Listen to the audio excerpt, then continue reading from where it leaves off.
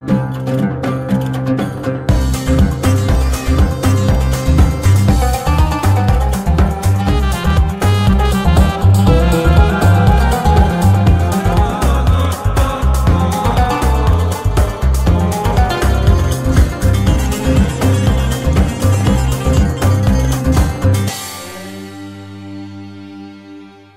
lien entre féminisme et racisme, il est évident au sens où on va stigmatiser une partie des êtres humains pour une caractéristique dite biologique. Le racisme, c'est l'outil d'un rapport de domination. Donc le sexisme, c'est un outil dans la domination de la partie la plus musclée du monde. Antiracisme et féminisme.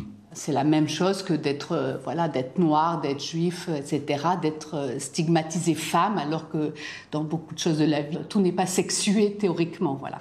Et donc, pour moi, le féminisme et antiracisme, antisexisme, islamophobie, négrophobie, antisémitisme, c'est tout à fait du même ordre. C'est toujours la question des dominés, des dominants. Les premières victimes du racisme, aujourd'hui, ce sont les femmes musulmanes qui sont attaquées directement à cause du voile qu'elles décident de porter. Je me sens féministe, mais en même temps, de dire il faut interdire le voile, interdire ceci, interdire cela, au nom de l'oppression des femmes, sans donner la parole aux femmes. On peut être à la fois femme, féministe et raciste. C'est possible. Ça me laisse perplexe. Parce que quand on est une femme, on a forcément été exposé à des formes de minorisation, de relégation, de discrimination, de forçage, de violence, qui font qu'on devrait être sensible à toutes les formes de violence, de minorisation, de discrimination, etc., qui entrent sous le chapeau racisme. Il y a toujours un lien entre les discriminations, parce que les discriminations ne s'annulent pas, mais s'ajoutent. Il faut garder à l'esprit, c'est qu'aucun droit n'est acquis pour toujours, et qu'en période d'instabilité, sans doute les premiers à être vulnérables sont les femmes et les minorités. Et si on regarde ce qui se passe aux États-Unis depuis l'élection de Trump, on en voit l'illustration totale. Je suis femme et je suis blanche. Donc par rapport au racisme, je suis du côté des dominants, par mon origine.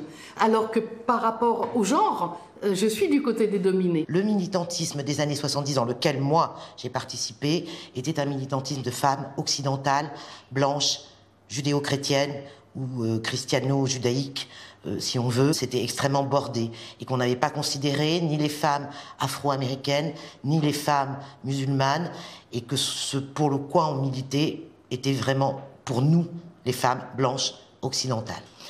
À partir du moment du foulard, ça a été extrêmement clair. Quand je me suis mobilisée au début des années 2000, en 2004, contre l'expulsion des filles voilées des écoles, mes petits camarades ont considéré que je sacrifiais le féminisme, en considérant que se solidariser avec les filles voilées, c'était renoncer au féminisme. Mais je pense que c'était profondément faux, et qu'il était possible de combiner, et qu'il était nécessaire de combiner une solidarité avec toutes les femmes qui veulent accéder à l'école publique, notamment, qu'elles portent le voile ou pas. Moi, femme, j'ai droit à l'espace public.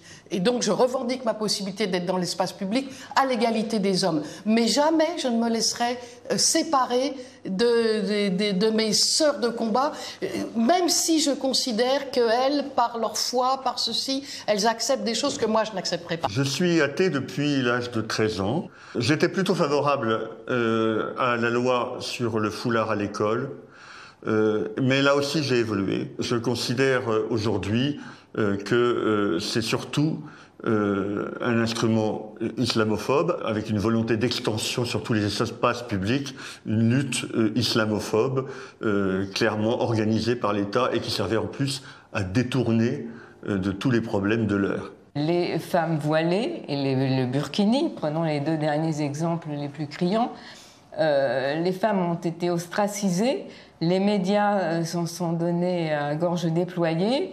Les féministes de la belle époque, les féministes blanches, ont eu un discours identique à celui de l'État. Ce ne sont pas aux féministes blanches à prendre la parole à leur place. Il revient d'abord aux populations directement concernées par une oppression, une discrimination, comme les femmes, comme les homosexuels, comme toutes les populations discriminées, de s'auto-organiser, de s'exprimer elles-mêmes.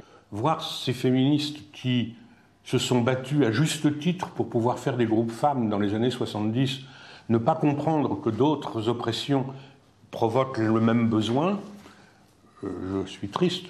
On ne peut pas éviter de poser la question de racisme dans les mouvements féministes, ni éviter de poser la question de sexisme chez les antiracistes.